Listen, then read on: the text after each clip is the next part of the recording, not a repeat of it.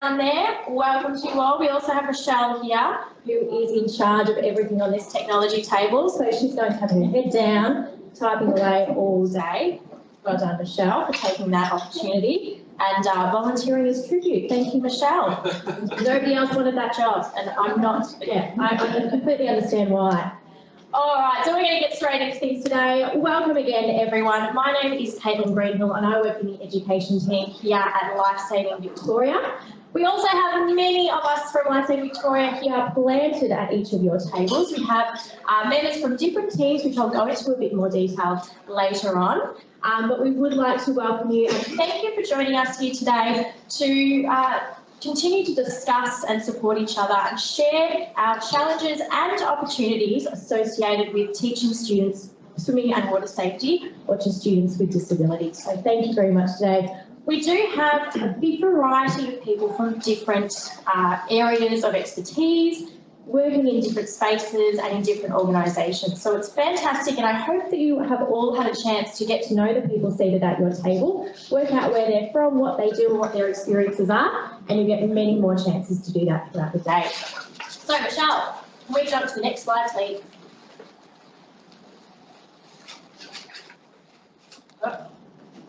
Here we go. Take issue number 1. There we go. We are fixed. So I would like to begin today by acknowledging the traditional owners on the land on which we meet and pay our respects to elders past, present and emerging. Thank you. All right, going through today, you do have the workshop agenda placed on your tables. You may or may not have a chance to have a look at that already. We will run through a very, very quick welcome because we are expecting Elise Muller to speak in probably about 5 minutes. We're just working on some tech issues here. But we're going to go through some support and some information that's really going to help you guys out, first of all, in our welcome. And of course, we're going to give away some prizes. So that's the best bit of today as well. Sorry to those at home. Hopefully next time you can come to the face-to-face, you get prizes and food. It's a pretty good deal. All right, then we're going to go into our first activity. Now, you are going to be doing some activities today because the purpose of today is for us to get an understanding of what you want and what you need. Okay, you're going to tell us about your challenges that you face when teaching swimming and water safety to students with disabilities. You're also going to tell us about the opportunities that you have discovered or come across when teaching swimming and water safety to students with disabilities. Then we're going to have another guest speaker, the fantastic Karen Harvey, will join us today. Following on from that, we'll have our third and final activity, which will involve you guys telling us all about the resources and equipment that you want and need to help you teach swimming and water safety education. We'll wrap things up at the end of the day with a little bit of a conclusion, and then the best bit, lunchtime from 12:30 onwards. So, who's excited for lunch? It's great. I always love lunchtime. Yeah. All right, to start us off with, thank you, Michelle. A little bit of housekeeping to start us off. So bathrooms are out the door through that way. You can also go back out through the bar room area. Take a left, take another left, and along the hallway you'll see the bathrooms there. We also have a couple of bathrooms downstairs in the foyer area that you may have seen on your way up to. Emergency exits. Chris knows where they are. So follow his instructions, that's what we do. Morning tea and lunch, obviously you have grabbed your morning tea, fantastic, and lunch will be served out in the bar area from 12:30 today. Now this workshop is being recorded, so for those of you at home who are jumping on the Microsoft Teams link, please make sure that you keep your microphones muted because we can hear you, and also please keep your cameras off because that will be recorded for us to provide people who weren't able to attend today, either face-to-face or online, if they request to be able to access the presentation at a later date, we can certainly provide that for them. So if you have any staff members who weren't able to join us today or who you think would benefit from this presentation, feel free to get in contact with us after today and we can certainly arrange for them to receive that link to the recording.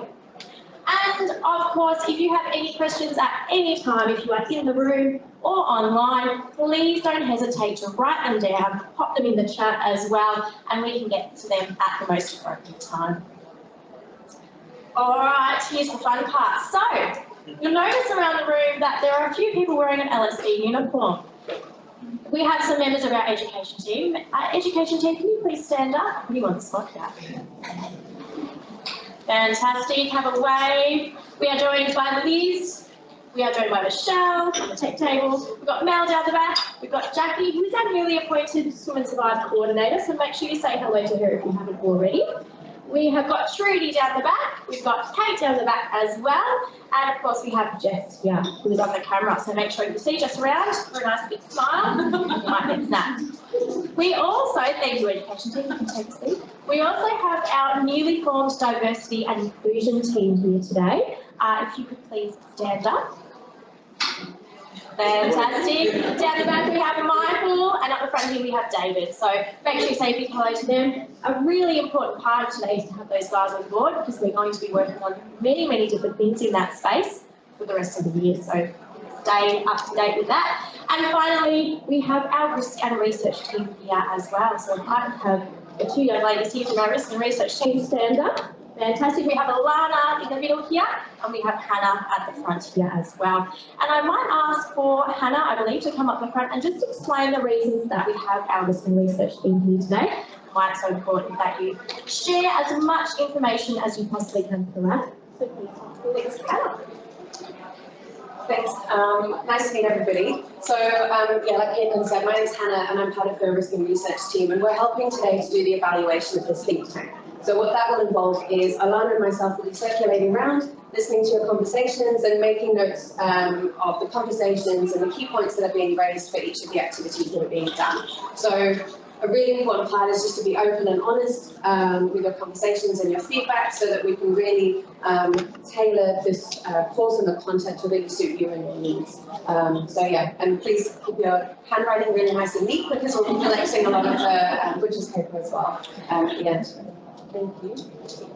Thank you, Hannah. And just to follow on from that as well, you may or may not be aware that we are here today as part of the Public Water Safety Initiative, which is a government-supported initiative, and it allows us to run these free professional development sessions for you guys with the purpose of supporting you further with your teaching of swimming and water safety education. So I would like to point that out. So that is why we are collecting this data, we are collecting your feedback, your comments, all sorts of things, so that we can continue to provide these opportunities for you all. All right. Now I haven't, and I'm sure you haven't either, missed that fun-looking little prize time on the screen there. Now, I'm hoping that everybody received a raffle ticket this morning upon registering. If anybody didn't receive a raffle ticket, please pop your hand up straight away. We can make sure you get one. No tricking us to receive a second raffle ticket. No. Yeah. Well, actually, we'll grab Elise one as well. Elise didn't get one. Thank you. Okay. We have got some fun, fantastic prizes on offer today. So, if you think you're holding the lucky raffle ticket, it might be. We've got quite a few actually. We're going to start off with our biggest prize, and our participants at the accredited training course may find this prize familiar. We did have one that was really handy for us. We have got a kit of swimming and water safety equipment to support you with your swimming and water safety education further. Thank you, Michelle. You have to take a look at this.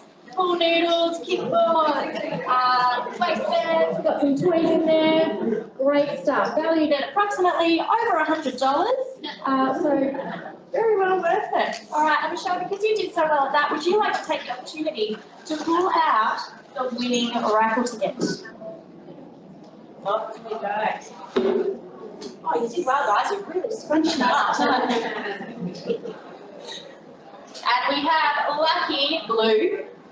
I think everybody's got blue. F. That's already got F as well. 05. F05. Where are you?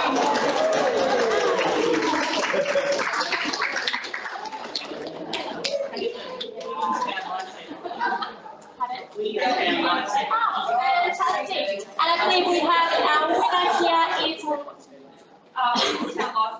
Williamstown Lifesaving Club. That is a very long first name, but I'll take that. But excellent. It's really great that we are able to support many different organisations in this room. We have got swim teachers, we have got school teachers, we have got members of lifesaving clubs who complete our staff or their staff Snippers program. So lots of different representatives in the room. So really glad we can help you out with that prize as well. Enjoy. All right.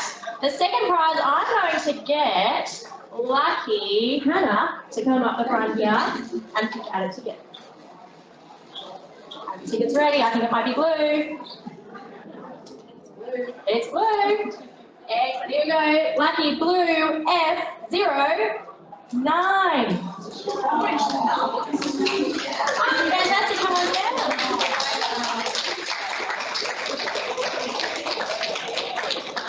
You have won yourself a hydrotherapy belt, which is fantastic and really good to support your students in the water as well. Oh, okay. That we go do fantastic. And can I ask also, sorry, what's your organisational facility or school? Fantastic, another Surf Lifesaving Club. So it'd be really great to see these in the water too. Really good with their programs there. Our next prize, we have got 2 kickboards available. So, excellent. And we also have some little buckets, some little 4 buckets as well. So we might let you choose out of those 2 this time. All right, let's pick. Jess, you're already standing up. Come on down.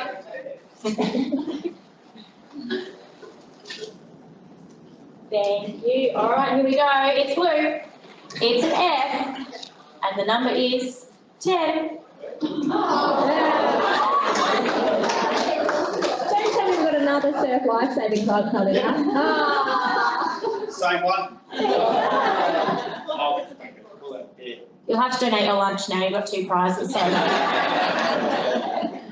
right, who are we going to get up next? Oh, let's see. I might. Here we go. Michelle. Our next prize is the buckets. Great little Corey buckets. They've got little holes in the bottom, so they're really great to teach water familiarisation and things for your students. We have blue F20. Oh. Excellent. Thank you. Yeah, that's great. Thank you. And where do you join us from? At Diamond Valley SDS. Excellent. We've got a special development school here with us today, Diamond Valley SDS. So congratulations, and that will be fantastic for your students. All right, we have 3 more prizes. Right. And these are a little bit more fun, a little bit less specifically related to swimming water safety resources and equipment. But everybody's favourite Kmart vouchers.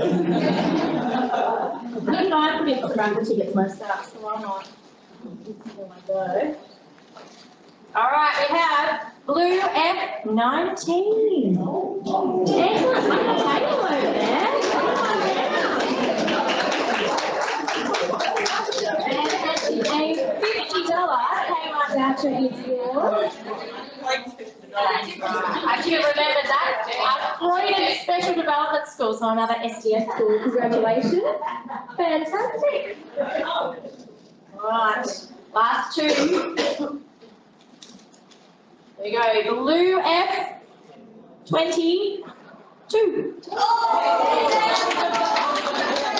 And then a $50 Kmart voucher coming your way. And it looks like a representative from Yarra Leisure. At which facility? Yeah. All of them. Fantastic. Congratulations. We have got a facility school who received that as well. And last one. Let's see. Go. Oh, it's blue. It's F. It's in the 20s. It's 29. Yeah. Excellent. And where are you doing it from? Fantastic. Broadmeadows Swim School. Excellent. Thank you for joining us. And congratulations. Okay. Now that bit of fun is over and done with, we're going to move into our next little bit. Michelle's going to jump to the next slide for us. All right. So some pretty important information before we get into our presentations today. We would like to explain to you that swimming and water safety is actually a part of the Victorian curriculum. Hands up if you were aware of that. Fantastic. Hands up if you didn't put your hand up. That's fine. I like honesty. Excellent. So it is now a mandatory part of the Victorian curriculum, and it does fit into the health and physical education area of the Victorian curriculum, and does pop up in a few different parts. So I'll get Michelle to jump across to that next bit so we can see exactly which focus areas they fall into. So you'll notice that they are covered in 4 focus areas. So swimming and water safety is not a curriculum strand itself, but it is covered in these 4 focus areas here. So we have fundamental movement skills, we have safety, we have lifelong physical activities, and we have challenge and adventure activities. So you will notice swimming and water safety pop up if you are using the A to D curriculum. It will pop up in the elaborations in those content descriptors throughout the curriculum. So have a look, you might notice words such as hydrotherapy, aquatic environments, that sort of thing. So that helps you give an understanding of how you can fit swimming and water safety into your curriculum as well and your teaching. So a really important thing to note, not just for school teachers, but also for everybody in the room as well, so that we understand how swimming and water safety is a part of our children's learning at school as well. All right, moving along, we will also take note that thanks. Excellent. It's usually so much easier than Michelle's doing a great job. So you may also be familiar with our National Swimming and Water Safety Framework. When I say ours, it is a Royal Lifesaving Australia model. However, we have got representatives from all different organisations who collaborated to develop this National Swimming and Water Safety Framework. Now, it is divided into 8 key learning areas. If you haven't heard of the National Swimming and Water Safety Framework, that is absolutely fine. It is, in a way, the curriculum for swimming and water safety itself. So it dives more into the specific skills and knowledge that students can learn at different ages, different milestones and different levels. So it's a great little read. If you haven't accessed it already, make sure you do have a read of the framework. It will help you understand the different achievements that students can progress throughout their lifetime. So there are 8 key learning areas throughout the national framework. They include hazards and personal safety. We also have entries and exits, flotation, swimming, underwater, life-saving, rescue, and survival sequence. If I can count, that was 8. So these are the key learning areas, or the key focuses throughout the framework, and it explains different skills that students can learn throughout those focus areas as well. So moving on, a very important thing for us all to be aware of. Did you know that you receive school swimming funding, government funding, that is specifically for swimming and water safety activities and experiences? Some of you may have, some of you may not have. This is a really important thing to know, okay? This funding goes straight into, if you are working at a school, it goes straight into your student resource package at the beginning of each year. And when I say beginning, it's in term 1, towards the end of term 1, so around about March. It does go straight into that student resource package, and for you at specialist and SDS schools, you will receive the following funding, and this is for 2021. If you are a metropolitan specialist school, you will receive $124 per student enrolled at your school. If you are at a regional Victorian school, you will receive $158 per student enrolled at your school. Now, this is different for mainstream schools and Catholic schools. They will receive this same amount of funding, depending on whether they are metro or regional, but only per grade 6 student enrolled. So we know that SDS and special schools are receiving additional funding because it is per student enrolled. So that's what we're going to do here today as well. We're going to come up with some ideas of how you can use that funding to further support your programs. Okay, and you may not have been aware that that funding even existed, but now you do. So now you can go up to your principal and say, hey, I know this funding exists. We have to use it for our swimming and water safety programs. So keep that in mind after this workshop. Okay, so this funding, as of the 2020 and 2021 budget, the Victorian Government has invested $11.2 million to government, Catholic and specialist schools to continue and improve the delivery of swimming and water safety programs. Now, you can use this funding for a lot of different things. You can use it for swimming lessons, you can use it for beach or inland waterway programs, you can use it for in-classroom programs such as VR, or we have sink or swim programs as well. We also have many different programs offered at Lifesaving Victoria. We have provided some flyers on the tables for you to look at as well. But you may even jump on board with your local surf lifesaving club, and you may work with them to develop a beach program that works for your school and your students. And you can use that funding to develop that program yourself. So the opportunities are endless. We have had some questions as well. If you do have your own pool at your school, I do believe that you can use that funding, and I will look over to Liz for the nod of approval, to maintain that pool. I believe that is correct. No worries, that is fine. We will have an answer for you with that shortly. But we do understand that a lot of SDS and special schools do have their own pools at their schools that you will use. So we do need to confirm whether you can use that funding to maintain that pool, because we know that that is a big cost to you as well. All right, moving on. Okay, some of you, again, hopefully you have had a chance to jump onto our Swimming and Water Safety Education Toolkit. It is an online toolkit filled with key information, key resources. Everything on there is free. There are videos, there are activities, there are all sorts of things, lesson plans, the works.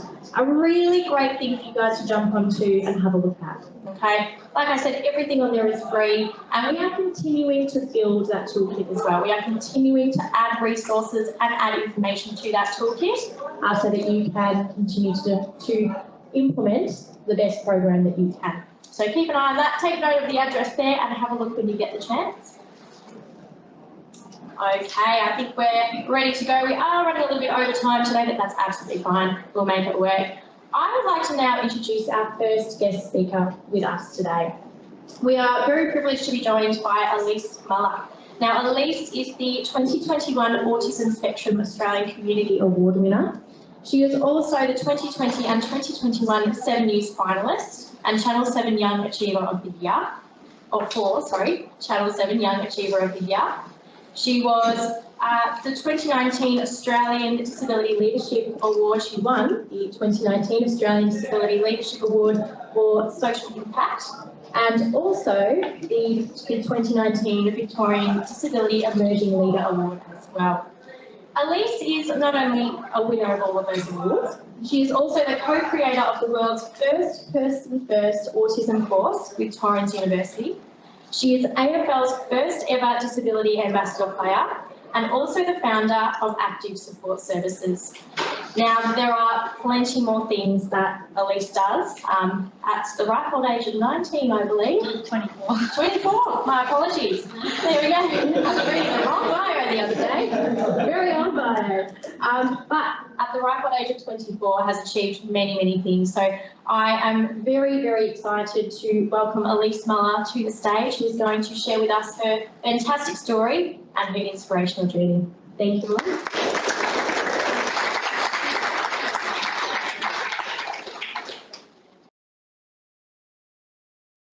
Long time, or I referred to autism as tree because I couldn't stand to hear the word. The other thing is that we have like a bit of a saying amongst us is that if you've met one person with autism, you've met one person with autism, and that's because we're all very, very different. The autism spectrum isn't linear. You're not somewhere on one end and somewhere on the other. It's circular, and this isn't an autism PD. Next, please. So I'll start at the very beginning. I thought, lucky for you, it's not a birth scene. It's just when I was 2 years old. But that is me, and I don't know if you can see, but there's chewing marks because this was actually a gift to my sister. And Mum would put us on the trampoline, and I would go to the town chewing the trampoline because that's what I thought was great about the trampoline. Mum was like, there's something not quite right.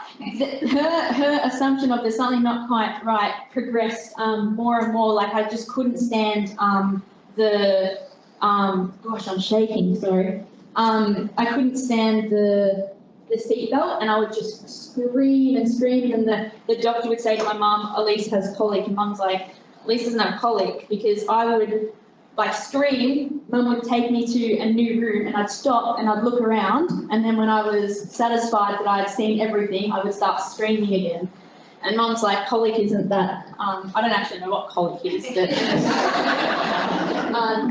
I also had like no fear. I remember, I don't know if I remember, sometimes when your parent tells you a story, you like visualize it, but that was like a really long time ago. and then you keep visualizing and saying, you're not sure if it's a memory or like a well visualized thing. So like, I would go, Mum was like, where's Elise? And obviously wasn't there for that, so I can't remember that part, but Mum was saying that she was like, where's Elise? And they were looking everywhere, and I had climbed onto the swimming, there was a pool, there was like a jumping board, and I climbed, and I was like, Mum, and then I jumped, but I couldn't swim at that stage. And then the lifeguard got this pole and was like, but I honestly had like no fear, no sense of fear. Next, Mum,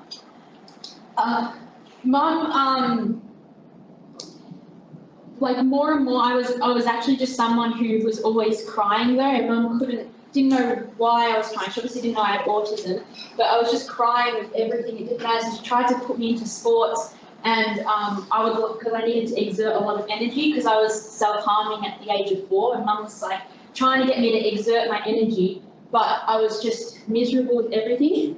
And I can assure you, this isn't just like a perfectly stupid picture, like it keeps going on. I was like always rocking.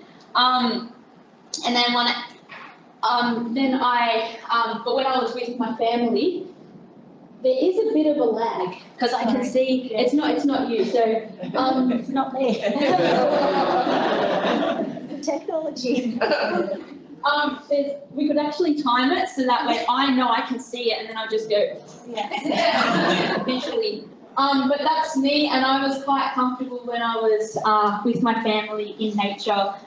We always went up to Albury in the bush and next to the Murray River, and I loved it. I remember in prep, I was sitting and I watched the kids, and I was listening to the noises. I felt really, really distant to the world. It was very chaotic and loud, and people could talk to each other, and they seemed to enjoy it, but I just didn't understand. I always felt really separate. I remember the Miss Fern, she was my prep teacher, and all the kids were running and saying, Miss Fern, and we went up to hug her, and then I was like, oh damn, I'm not hugging her, like she doesn't want me to hug her, but I didn't know that was the cue of kids just naturally ran up. So I missed a lot of things, but it was simply because I didn't have that prompt. So I felt like I noticed I was on the outer, but not knowing that was just a cue that all the kids are going to go and run and say hi to Miss Fern now. There was like also the other thing when I look back, and it also got me into some cool situations because like my cousin had their baby, and then the cousin and the nurse was like, all right, it's time to head out now. You guys can all use your inferential skills of guessing like maybe what they have been doing. But I didn't get that cue. They were breastfeeding, if you didn't get that. And I didn't get that cue because she was like, all right, everyone out. And I was like, great. Everyone has to go out, but I get to stay. Like I didn't, so I just stayed. And then Mum told me later, like when they say everyone, that means you. So I was like, oh, my name's Elise and everyone. But I was like 8, so it's like as you kind of realise that it's like cute, but then also it was like, is Elise, what they started thinking was, does Elise have something wrong with her IQ? And I got initially diagnosed with auditory processing delay, and that followed a lot of different diagnoses, but it just turns out I have autism. Fear not. I remember the first time that I was introduced to sport, and it really, really made sense because I was making a sound. I was holding the ball, and it was the first time I was actually in control of my body. I was someone who stimmed a lot, said random words a lot. If in terms of stimming, it might be like "go, go" or something like looks similar to Tourette's. And but for the first time, I was making contact with the ball, and the ball was making a sound, and I just felt an amazing sense of like, wow, I'm in control. And at that time, I wasn't rocking. And then later, as I started to get older, I realised that I could use sport to I guess, hide and mask when I needed to rock and everything. The other thing that made a lot of sense was I remember it was about grade 1, there was like the ball, and then from there, a bunch of like maybe 12 kids were chasing it. And that was the second part of my life that I felt naturally, like, this makes sense. I can see what they're doing. So it was just a phenomenal experience for me, and it's what really sparked me feeling in love with sport. Growing up, I had three main dreams of mine. It was to have friends, and I used to wish, like at my 11th birthday, 12th birthday, 13th birthday, before you blow out the candles, please, I just want some friends. And I wanted to become independent, and I wanted to play sport at the highest level. At that time, I thought it was going to be soccer and Jiu Jitsu. I put myself out there more and more because of my love of sport, but there's scenarios like when the teacher would let students become captains and choose the team, and there was one crappy experience. I thought 3 seconds ahead, then I chose my words carefully. I just want to acknowledge myself for that one.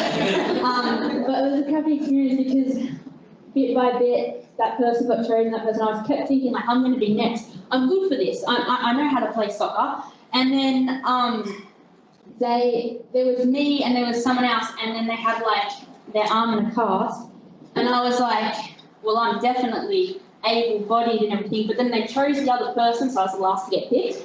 But then they started choosing amongst each other who wanted me, like, no, you have her, no, you have her, and I was like, this is not cool. And I learned then that being different, whatever it was, whatever they could realise about me that was different, they knew I was queer before me, don't know how, they knew I was different and weird before me, but I learned at that moment that whatever it was, being different meant that it's unsafe. And eventually I learned to expect the outcome and assume that I wasn't going to get picked. So my idea of playing with friends, if someone said, oh, do you want friends, I started to perceive that as not safe. Someone said, oh, do you want to go and play with these people? It was like, no, no, no. And you might have that when you're working with some participants. You might have people that they're refusing to participate, but hopefully that shares some light into that. Because naturally I wanted to be safe, so I started creating rules in my head to keep myself safe. So don't put your hands up in class because that wasn't going to be a good outcome. Play by yourself, and all people are untrustworthy. And the thing is that it's only been in like the last 3 years that I've been consciously trying to unprogram myself from that. And I'm curious as to, yes, I was self-harming from anxiety when I was really young, but how much of my anxiety is from experience, like, you know, nurture versus nature thing. But I had a really good experience when I changed schools for the 3rd time in Year 6. That's me. It was like lots of great things about St. Catherine's. Was one of the things, there was a 400-metre race and no one else wanted to participate, so my teacher let me just run the 400 with the boys. I did have a bit of a face accident, and I just needed to get out at lunchtime. So the teacher was like, well, I guess if you wear like a full-on baseball mask, you'll be okay. Bad sensory experience, but I got to do that, and it was all about, like, the school was all about just thinking outside the box. And with the Lightning Premiership team, the previous year it was St. Dominic's like, no, we don't allow girls, but at St. Catherine's, they just said, all right, well, instead of the boys' footy team, we'll just call it the school's footy team. And I got to play against St. Dominic's, and it was a great experience. One of my fondest sporting experiences. Around this time, though, I still knew that I was different, and in grade, like, I don't know exactly what grade it was in, but after an appointment, I sat my mum down. She was actually already sitting down, but I thought that's a dramatic effect. I sat my mum down and I came out to her, not in the gay way, that was much later, but I told her, Mum, I'm an alien. And then she's like, no, you're not an alien. I'm like, Mum, I know you didn't actually give birth to me. And then she goes, no, you're right. You were delivered in stalk baby delivery.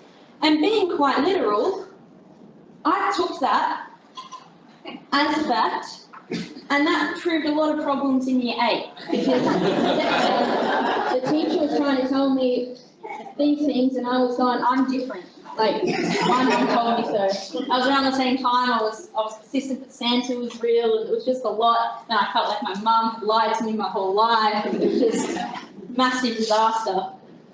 Another funny story is like one time my auntie told me to put the towel, like the toilet, the drying towel in the toilet, and I thought, what an odd request. But I did that. I dropped it in the toilet, and then it wasn't. I actually didn't know the end of it. But then my auntie, like sometimes I just share stories about how odd things was. But I was like, this is odd. But I didn't question it. 'Cause, you know, the adults. But I said, put the towel in the toilet. So I did it. They never put it in the hanging rod.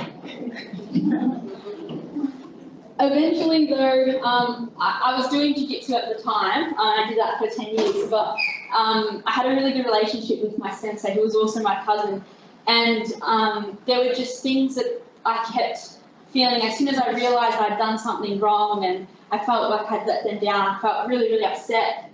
And then my mum thought at that time that it was time to tell me that I had a diagnosis of autism.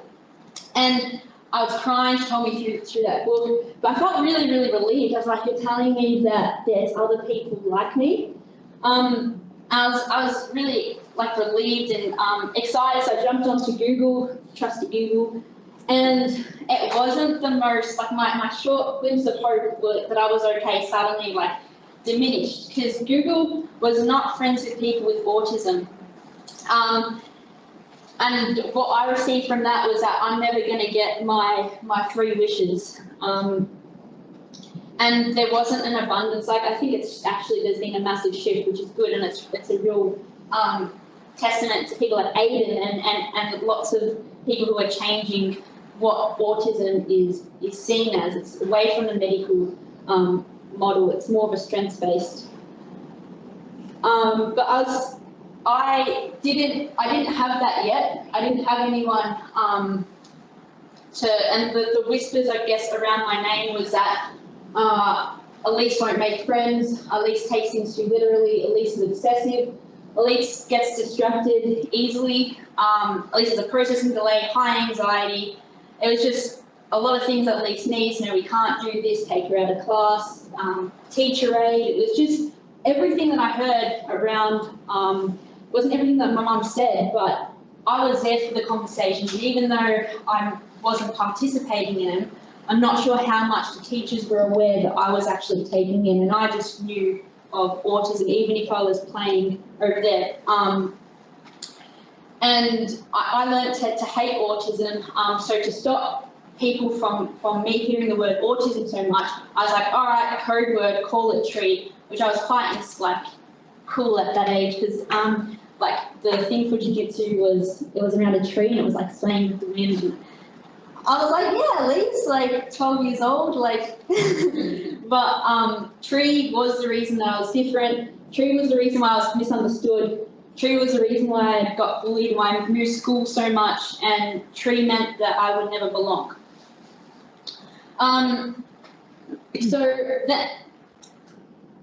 That's the slide. I'll just say that I had a slide for the part for the autism. But what people were saying, and what I still hear people say, is that autism, I shouldn't have got vaccinated.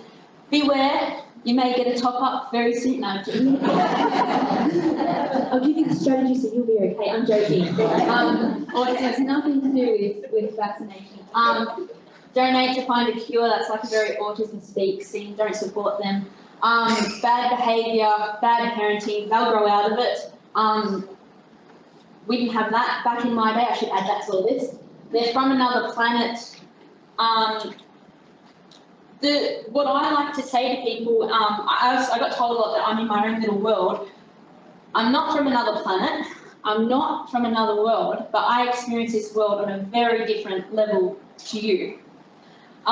We all know that there's like sensory with autism. There's like taste, sight, hearing, and I'm very sensitive, and also then seek certain sensory experiences. But what I also want to say is there's like 25 or 26 senses in our body, which we don't talk about, and autism affects all of it: the sense of hunger, sense of balance, sense of time, bodily needs, pain. Like, my God, it's been a journey with footy. Not being able to feel pain like other people. I've injured so much of my body, but Yeah, that's a talk on its own.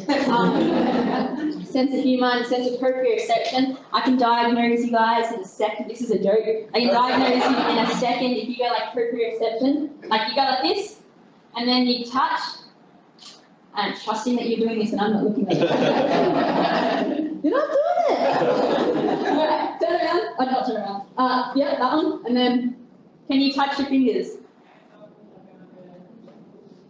I'm outnumbered. A lot of people are neurotypical. I'm very good with my body. That's come with practice, but it's only when I can see. So I'm constantly, when I play footy, I constantly touch myself and then make sure everything, because I don't know where my body is in space. I'm the clumsiest person you will ever meet. I still have an established meaning of pouring water into the cup, meaning pouring water everywhere, but into the cup. So a bit of an like a real life experience that you might, I'll put you through, like what. I'll paint a bit of a picture. So it's like the teacher's saying, listen to me. And then all of a sudden there's kids running, and I notice the kids are running. And then there's a crow that's going like, wah, wah. And then I'm thinking, oh, crow. And then there's like maybe someone coughing or maybe someone giggling, and I'm thinking or hearing about that. And the teacher's like, are you listening? And it's like, I'm hearing. But I would say, yes, I'm listening. And then it's like, I didn't realise the instructions, or you weren't listening, or even when I am listening, if someone talks like this, I'm following them on the thing. I'm not hearing the words. When I was younger, I spoke really monotone, and I needed training to. They initially thought I was deaf, but I'm not deaf. Quite the opposite. But I needed to do the training like 1, 2, 3, 4, 5, 4, 3, 2, 1, and then imitate. But then once I learnt to be able to hear intonation, and that meant that I could then hear songs, I was then severely like, whoa, this was like all of a sudden the world put on hearing aids on me, and it was really, really overwhelming. So like a number of reasons, and if you take out sensory from the reason why I'm maybe not listening, then the other part is memory. Do I actually remember what you've said? Do I understand what you've said? Executive functioning. So it might be, okay, so many steps to do it, but you've told me like the last step. So it might be, all right, so today we are writing, this is swimming. Okay, so today, my brain's not thinking fast enough to put it in swimming terms. I'll put it in school terms and someone can stop it for me. The teacher might say, all right, so we're writing about swimming. That's my connection. and then, but for me, it's like, okay, pull out my book. What book do I need? I'll pull out my book, open the page, get a pen. And then it's like, even if I've got all those steps of executive functioning, and then it's right about swimming, I need prompts. That's such an ambiguous big word. Or broad question that I need specific prompts to answer. When I've got those prompts, beware, I have I have a receptive difficulties, meaning understanding, but my expressive language skills, I love to talk, so I'll keep going. But I need to understand. So there's been like an abundance of times when I've did an assignment on the wrong thing. Like I was told one thing and then I submitted the meaning of life to the teacher. She didn't take it well, and I was genuinely disheartened. Like I felt really disheartened when she's like, this has nothing to do with it. But I would have heard something. I think it was about weather, and then I put weather, world, life, and then I was like, we're here. It's like my brain ticking. I might skip this. Might have autismed everyone out. You can laugh, that's okay. So we're looking at a normal, smooth trajectory. It's like that when people say, oh, either I love my job or I hate my job because it's the same thing every day. They kind of go through, maybe they wake up, take a while to wake up, and then they start to get tired. For me, I'm like struggling in the morning most of the time because I'm not desensitized yet. I need to desensitize myself to the sound of water, the sound of all that I'm struggling with. Then I'm like, whoo, I'm excited about something, heaps of energy, you're seeing that at the moment, talking really fast and everything, and my partner's just like, would you just shut up? And then something would have happened and I might have gotten overloaded, which is going to be after this talk, and I'm crashing.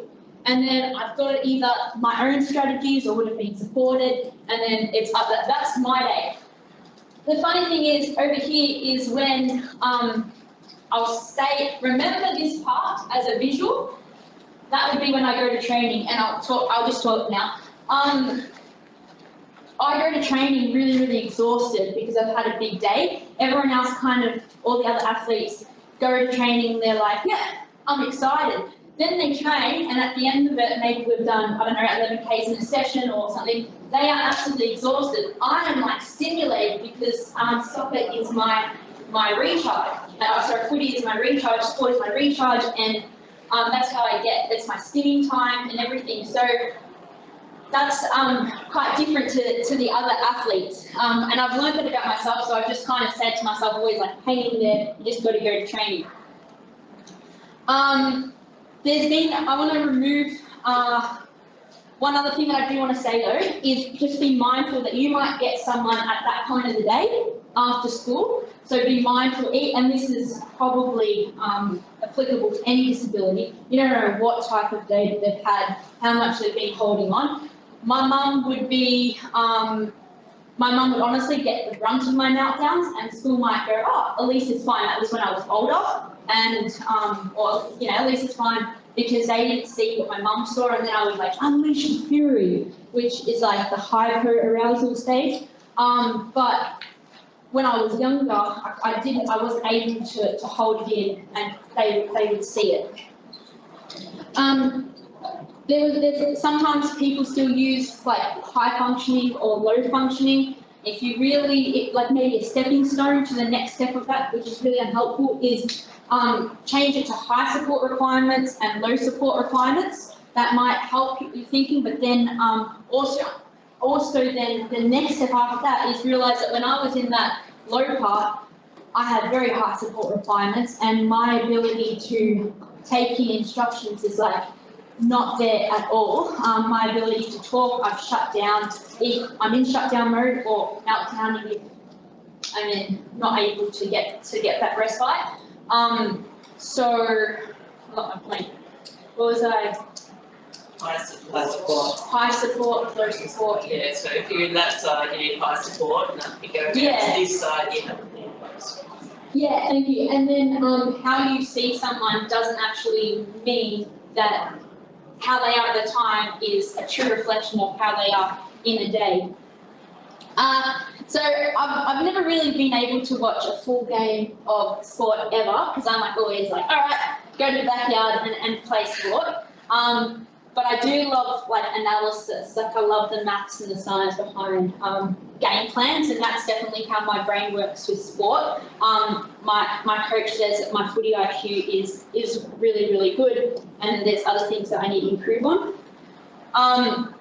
But me in soccer, it was like I would be standing there, I'd be like chicken nugget, chicken nugget, chicken nugget, and I'd be like a Ronaldo, like, oh, and everyone would be like, it's just training. But there was a massive place for me when it came to the game. So it's like there's always a place for that energy. There's never good energy or bad energy. It's always how is energy being directed. That was ad-lib. I'm going to amend the slide. I remember when I saw Ian Thorpe, he first started, I don't know if you guys remember that. And me taking that literally, I was like, that is awesome. If there's one thing that I can do, like when they go master set go, like I either go before they say go, or I like wait, and by the time they've said go and I've processed it, I'm like 2 seconds behind. So I'm like, I can actually make one of my dreams. That's not me now, that's my understanding back then.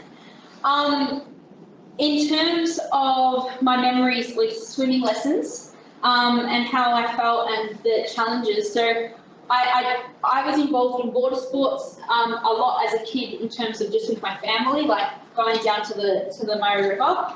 I loved like the lake, but a swimming pool is very, very different in sound, very different in feeling. don't like the feeling of water or the sound of water trickling at that high pitch. But I didn't know that as a kid. As a kid, I thought that I didn't like the feeling of dryness. So I would constantly have my hands like in a fist. And then the only way I could do a task was like running my hands underwater and then doing as much as I could in that time. I was constantly doing that. But now what I've realised, I just need to like keep my hands, like don't wash it with just water, wash it with soap. You know, you can get it like smooth. And I've been able to expose myself enough to have my hands open. And then before every training session, I do like quite a lot of desensitizing, so I can touch a lot of things. But that's certain things like the cement. I hated, you know, the swimming pools that they've got those lines before you go in the pool. Do they hurt anyone? Like they're painful, really painful. Leveraging motivation to success. So sport being the way that I make sense of the world is where I got a sense of belonging and motivation. I remember doing trigonometry or Pythagoras' theorem, and I thought, what is this? I'm never going to need it. It's not useful. I don't enjoy it, and I didn't understand it. So one time I changed the maths question to a bit of a soccer pitch, and this wasn't some genius. This was just me doodling on a page. But we have a soccer goal. We're not looking at the question just yet, because on my page it was a soccer ball. Yes, there was the thing, and then there's a goalkeeper instead of like point A. I can understand. And then next we've got Elise, because if you're going to involve someone, you got to make it about them. More particularly Elise. And then you got Messi, who's like a world's greatest soccer player. Hashtag also has autism. And then you got a right angle triangle. And this really, really helped me because like it made sense. I didn't have to think of A, B, and C. My processing was, I'm right there. And that's what I use a lot with the people that I support, is everything that I say is translated to like the metaphor, translated to their swing, something that they already understand. Because for me, it was like always everything is like a new language. In the end, it became my most confident subject, and I like got the best out of the class for that. And what I learned from that was that the only reason why I struggled with school was because it wasn't linked to my soccer style, learning style. So, for example, I am like an indoor soccer boot where, I'm like an outdoor soccer boot where I can only go on outdoor grounds. If I go on indoor, it's uncomfortable, it's not stable. I can like slip. And everyone else, the neurotypicals or able-bodied people, are like indoor soccer boots where they can go on indoor surfaces and outdoor and not really uncomfortable with either. However, you put them on my terrain, on the outdoor pitch, and my agility is going to be really, really good, and they're going to get left behind. That's my way of understanding it, but for the car lovers in the room, I've changed it to cars. I'm a bit, like neurotypicals are like Formula One race cars, really, really fast, and everyone looks at me as the slow person who takes always a long time to understand things. But I'm actually just like a forward drive, and if you put me on my terrain and my interest and where I'm motivated and understanding, I'm fine, I'm good. So what I really want to spread the word is it's a cult. No, it's not. sorry. Is to change your language. Instead of Elise, instead of Elise having an obsession, it's Elise has a special interest. Instead of it, Elise focuses on too much. Like I carried the soccer ball around everywhere. I could not go anywhere without my soccer ball. Instead of it's like, oh no, that's too much, or it's not going to help Elise engage in things, it's a distraction, or it needs to be taken away, swapping it to this can actually be leveraged for motivation. If Elise has their soccer ball, it is Elise is feeling safe. So therefore, I'm in a learning space, a comfortable space to be able to learn. But if you take that away, I'm shut down. And I'm lucky that a soccer ball is socially acceptable. For someone else, it might be like a dummy. For someone else, like the person I support, another person, it might be like a doll, or another person, it might be like a rubber thing. But just think, well, that could easily have been a soccer ball in Elise's case, and would we accept it then? Teachers still said no. Fun story. I'm skipping a little bit, but there is a lot of gaps in my skill set, and this has confused teachers a lot. So why is Elise really good at one thing and then struggle in another? Why is Elise reading the book out loud articulately but not able to say or recall what was in the story? They kind of started getting frustrated and saying this is behavioural. And even with, I support people who are at risk, even in trying to access Banksy or the Children's Hospital, they say autism is behavioural, it's not psychosocial or mental health, so we don't have a place. So we're constantly, it doesn't matter how you look at it, whether it's behavioural or mental health, we've got to look at the need behind the behaviour. I'm going to skip some stuff because I tend to talk. As one example of the teacher saying to me, no, you can't use a red pen. And then later in the day, like you're not allowed to use a red pen, then later in the day, the teacher said, all right, the kid said to the teacher, can I use a black pen or a blue pen? The teacher said, you can use whatever pen you want. And I was like, oh, great, red. And then the teacher was like, I already told you can't use a red pen. And there was a lot of misunderstandings. And the last example I'll give is on our way to shot put, which was across the road. The teacher was wheeling the trolley, and the student was like to me, I bet you can't kick the soccer ball in the trolley. And I was like, I bet I can. And then honestly, I had the most accurate aim, but it's all maths. So like I kicked, chipped it, and then got into, that's not the sound I made, but it got into the teacher's trolley. The teacher was like, stunned, but I do think she could have also been in shock. But she was like, Elise, and I was like, oh shit, sorry. I was like, oh no. And then I also smile when I'm nervous, so I was like, oh, and that gets me into trouble a lot. I was like, oh, sorry, miss. And then she's like, go to the principal's office, the vice principal, the principal of university schools. And then, so I went to the vice principal and I was like, hey, Mr. Blackley. And then he's like, hey, Elise. And I was like, looking, and he's like, you going to go off to lunch? I was like, yeah. I was like, that went so well. I felt like he had like telepathically told him. I was like, that went so well. Went about my lunchtime. Then she came in after half time because she had finished the shot put. I was upset that I missed out on the shot put. And she's like, I went to Mr. Blackley's office. And then she's like, I was like, yeah. And then she's like, you weren't there. And I was like, no, I already went and saw him. And then I spoke to him. And then she's like, so you didn't tell him what, because he had no idea what you did. And I was thinking, like, how could he? Like, I didn't tell him, but I saw him and spoke to him with the instruction. And then I got in trouble, and she's like, you know, there'll be more about this. Went to my class, I was feeling like, oh, this isn't going to be good. Got pulled back in. Elise, no, please come to the office. So I'm back, this time it was the principal, he was there. I was like, whoa. Anyway, he's like, take a seat. And I said, take it where? And he's like, I am not starting this, blah, blah, blah.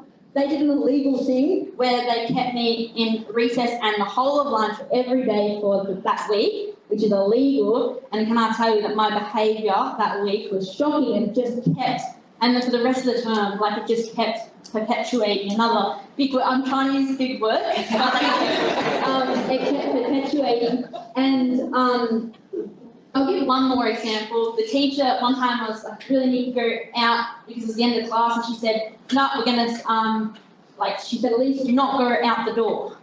The window was open. This is in year 10. She said I should know better, but I didn't break the rules.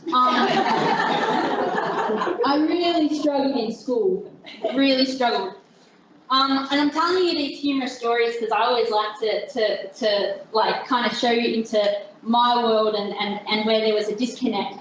But what I want to convey as well is that I went always from like high energy because I'm naturally stimulated, and to whenever I got in trouble, like woof. And it was just so many in my life. There's been so many experiences where it was like woof, woof, where it just got to the point, I'm showing this slide again, but a different message is that I then became a selective mute for the good part of 2 years. That was my 7th school change, because I was thinking it is not safe to be myself, and I really wanted to not be bullied. So I became to withdraw. So in those last 2 years, year 11 and 12, I didn't speak, I held myself in, I really masked, and I was so depressed and so suicidal, and this was actually either just as bad or if not worse than the bullying, because the message that I received was the only way I'm accepted is when I'm not myself. And this is when it really affirmed that I'm not enough, and I really was quite low.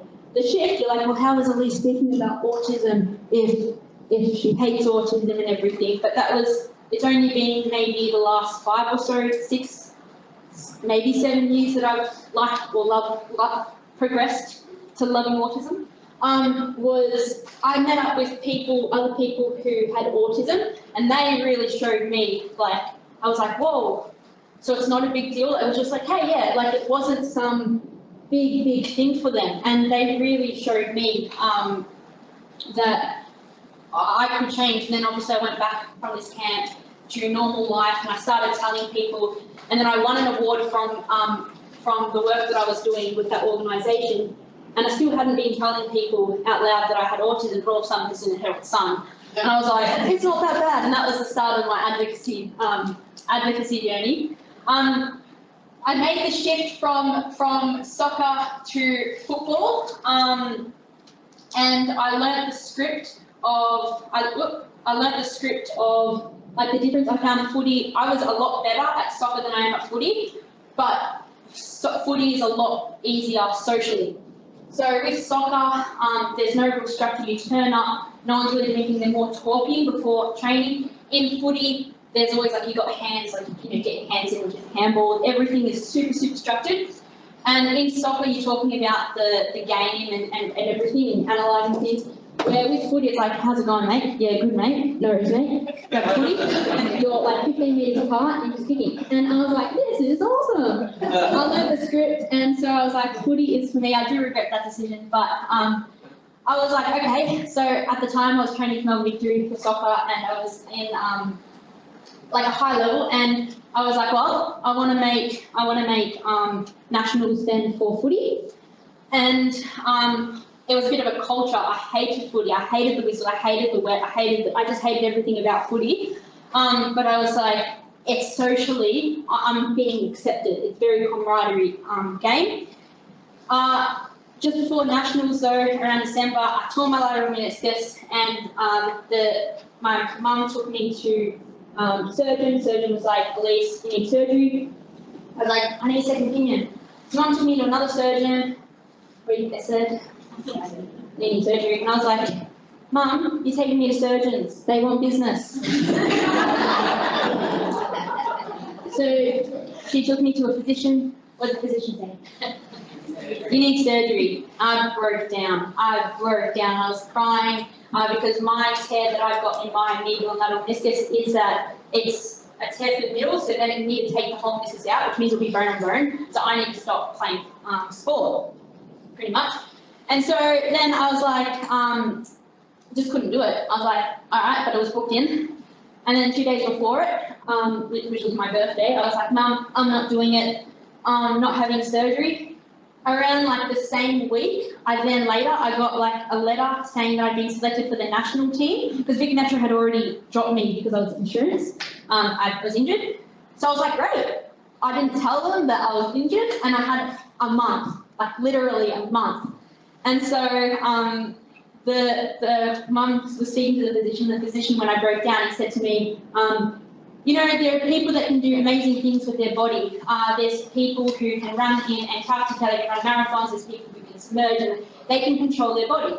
He's like, there's only about 10% of people that can do that, which I don't believe, but I think it's much more, but there's only about 10% of people that can do that. It's like, if you really want this, you can just tell yourself that you're not in pain.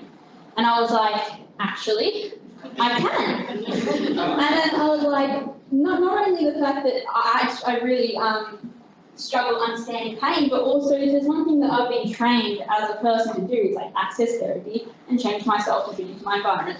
And so I kept telling myself, not in pain, not in pain, not in pain, and it wasn't working because my knee was like skinny because it had been in a brace for 3 months by that stage, a full leg brace. It was just throbbing. So I changed it. Instead of saying I'm not in pain, I was like, I feel great. I feel great, I feel great, I feel great. My first week was getting into a pool, actually, and walking. My second week was going into a bike and then using my left to like squeeze my right knee around. My third week was straight line running, and then I was off to nationals in WA. And I played the national competition, and yeah, my knee was crap after that. Fell into a big depression because I couldn't run. But my footy, I did go nationals, and then after that internationals.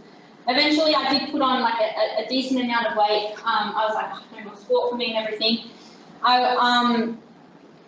And then I was in a relationship actually for like 4 of those years.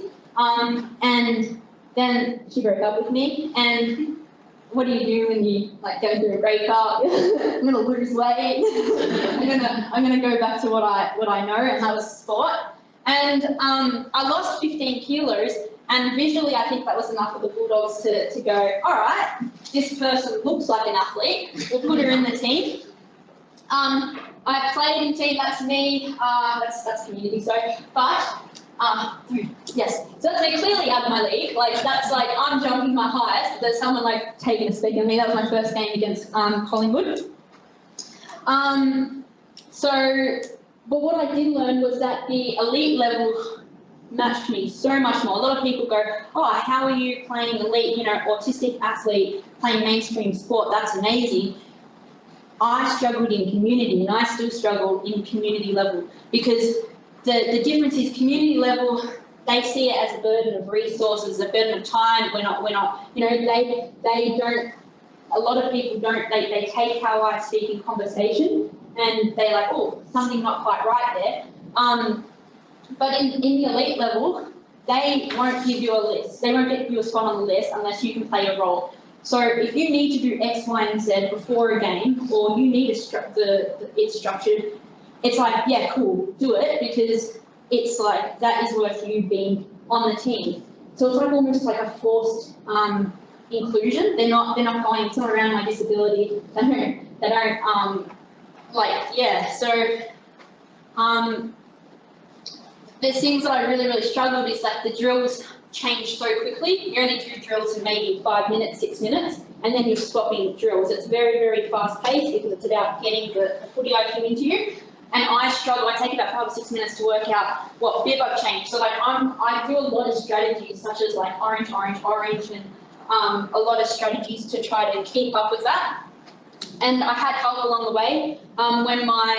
When my coach worked out that I needed just one thing, I could only work knowing one thing. It was too overwhelming to know like the full game plans and everything. She just said, all right, for this game, I need you to do this one thing. And that really helped me. There's been, I'll skip. I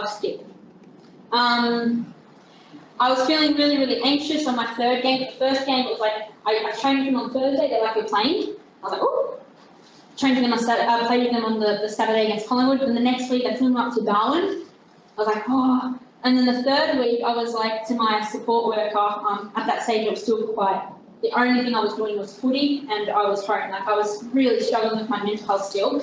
And I was like, I'm going to quit. I don't like this. This is too much. And then she's like, well, what's in the way? And I was like, my anxiety. I can't deal with it. And then she's like, okay, so if you're going to quit, she was really blunt. She was like, okay, if you're going to quit, you've got nothing to lose. Then just tell yourself you quit. It's the last game. Don't tell the coach yet. And I was like, okay. So I didn't do my normal game prep. I went out to Buxton camping. And I went to Bush, and from the Buxton, I drove to Ballarat, we were playing Ballarat. And then I got best on ground, and I was like, oh, man. So key tip to people, manage the anxiety first. I've learned that I have strengths to do with my disability or just being different. I have a see ball, get ball instinct, have a good attitude, hardworking, have a hyper-focused, I'm just going to skip this one. But yeah, this has been my experience, Essendon, and if we break down the perception, it's like check yourself of perception and willingness. So yes, there's a perception of, sometimes the barrier is perception of time and effort and energy and resources, or whose job it is. Maybe it's to someone who's more experienced in autism or a lack of visibility of what my need is. But are you willing to learn how to meet the needs or adapt the way you do something or create a new different way of doing it? I'm skipping a lot.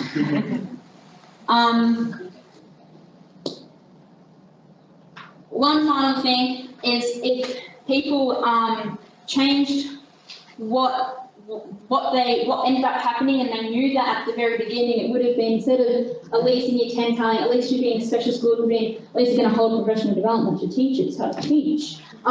Instead of Elise can't cope with change, Elise is going to change schools 7 times and choose to change her football club to what fits for them. Instead of Elise struggles keeping friends, it's going to be, first of all, have friends, and second of all, Elise is going to create her own business so you can buy a friend. Instead of Elise is too impulsive, we can't take her on school excursion, it's going to be, Elise is going to be invited to meet the Duke and Duchess, Prince Harry and Princess Meghan. I'm skipping a lot, but what I do want to say is that I'm skipping a lot because I talked so much at the beginning. But what I want to say is that I'm not the exception at all. I work with a lot of young people, and the parents always say that the trajectory, it's like, oh, I've been working with OT for so long, and then with you, it's like they just get it. It's not because I do anything special, it's because I speak in their language. If I'm wanting to work on the goal of learning to ride the bike, they like Lego, we start with that first. These are all my clients. There's Aiden, has cerebral palsy, but an autism is running. Josh was intellectual disability and was housebound and afraid of the wind and all that. And then that was who I that's not Josh, but that's who I I put a boombox around the bike to listen to the Harry Potter theme song. Just amazing people. I'll skip to the very last slide. That's a cue. Oh, there we've gone way back. Basically, we just got to redefine exclusion and inclusion. We got to redefine disability. I'm not disabled by my autism. I'm disabled by the environment and the approach. And if we, the last slide is a plug. That's not my one. That's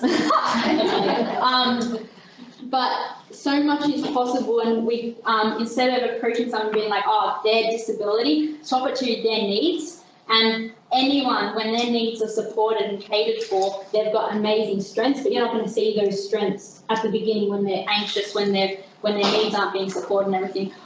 Thank you very much.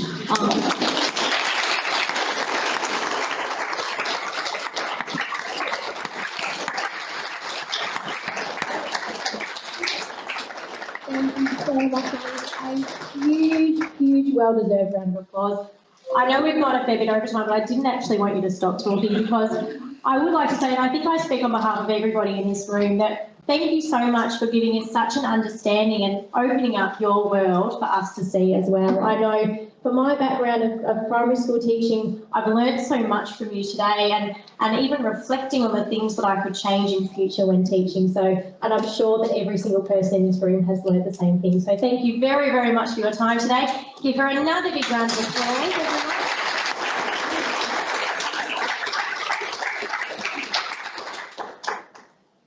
And we just have something little to say. Oh, another big thank you. Thank you very much. Thank you very much. Thanks. All right, move moving right along, everyone. Again, fantastic work from Elise. We're going to combine our next two activities. So you're going to be doing a couple of activities at a time before we bring along our next guest speaker, Karen Harvey. So what we're going to do is we're going to place two pieces of butcher's paper on your tables, and you are going to share with us both your challenges and the opportunities that you have found associated with teaching swimming and water safety to students with disabilities. Now, jumping straight into this activity, you may have noticed that if you did book a spot with somebody, or if you plan to come with somebody, we did deliberately separate you. That was not something mean or nasty from us, but it was deliberate because obviously if you come from the same facility or same school, you are likely to have the same experiences or be teaching the same or similar programs. We wanted you to be able to share these with as many different people around the room as possible. That's why we have split you up, so that you can all represent your own facilities or schools in different spaces there. Now, we will give you about 5-10 minutes of writing time. I will tell you when that time starts now. So you can all bundle together in your groups and start thinking about the challenges and the opportunities that you associate with teaching swimming and water safety to students with disabilities. So thank you for writing all those down. We are going to take them away and we are going to really understand what they are for you guys. That's the purpose of today. Then we're going to take all these forward and we're going to continue to develop those resources and equipment and anything that we can create to support you guys further based on what you've written on those bits there. Just a quick note as well, if you do think of anything else additional after you leave today, we will have our contact details on the screen at the end of today's workshop, so you can always get in contact with us if you have any further comments to make or anything you'd like to add to those challenges or opportunities sheets there. Okay, so I would now like to introduce our second guest speaker for today, Karen Harvey. Karen Harvey is a medical miracle, a story of survival and never giving up. In 2000, aged 35, Karen was diagnosed with stage 3 bowel cancer, requiring a bowel resection and 6 months of chemotherapy.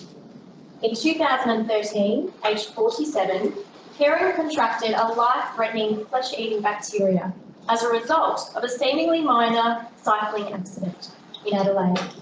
Radical surgery was required to save Karen's life, and a right 4-quarter amputation, the arm and shoulder, was performed at the Royal Adelaide Hospital. After the operation, Karen repeatedly battled against the odds and survived.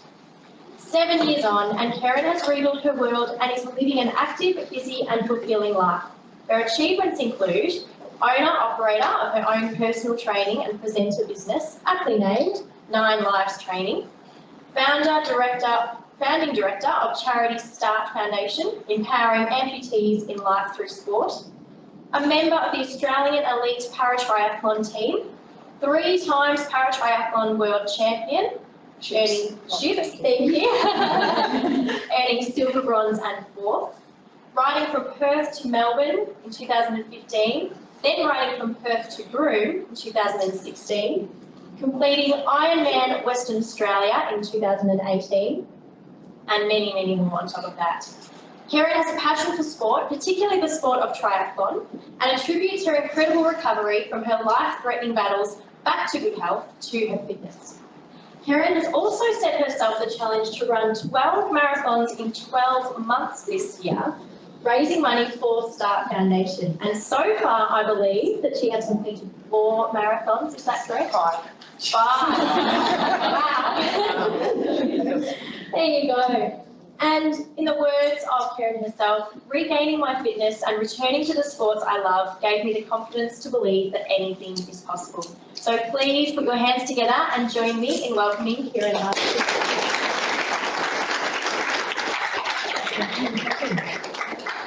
That's pretty much the story. Did you notice I struggled to get out of the chair because I actually ran my last marathon, what day is it, Wednesday? Yeah, on Sunday I ran the Great Ocean Road Marathon. I don't know if anyone's aware of that one, very hilly. So my legs are a bit cactus, so forgive me if I groan a little bit today.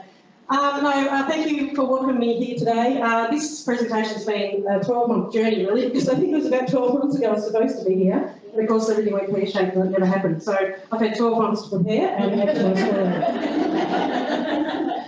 Yeah, thanks for sharing all the details, but I particularly want to concentrate today on the last 8 years of my life and the journey that that's taken. And that's the moment I became an amputee, that's in 2013, and came very, very close to losing my life.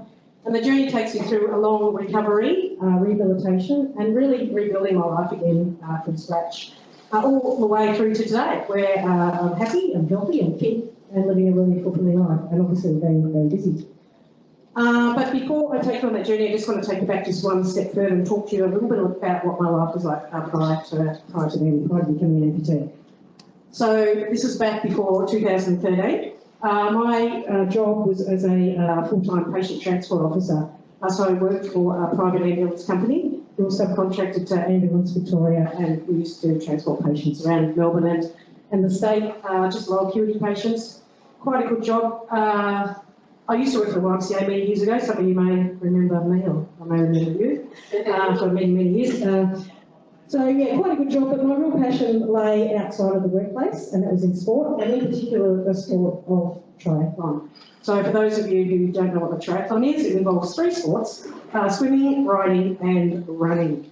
So most of my spare time, you'd find me either training for or participating in tries, or any one of those individual sports. So lots of open water swimming, i.e. pier to pub, things like that, recreational bike rides, Otway Classic for example, and fun runs all the way through from short runs right through the marathon.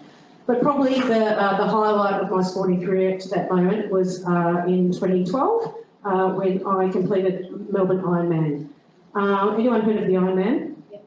Yeah, so Ironman, for those who are nodding, 3.8 kilometre swim, 180 kilometre bike ride and 42 kilometre run. Just a marathon at the end. And this was in Melbourne, so the swim was out of Frankston, the ride was along Eastlink, 2 laps, from Frankston up to Ringwood and back, and then running from Melbourne, from Frankston back into Melbourne.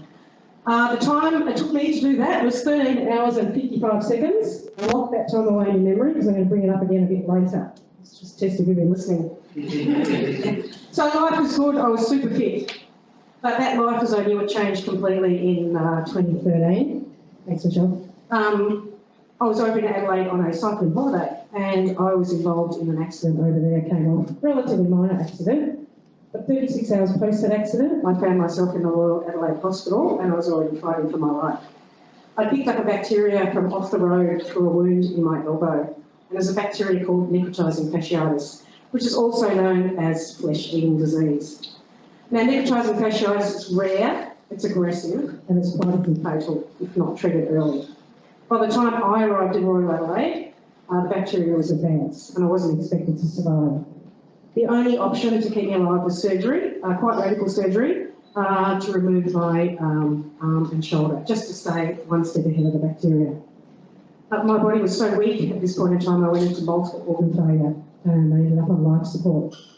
And that's where I spent the next week, pretty much fighting for my life and having more surgeries throughout that week. It was about a week later when I was finally stable enough to be woken up, and very strange that was. I want you to have a think what this would be like.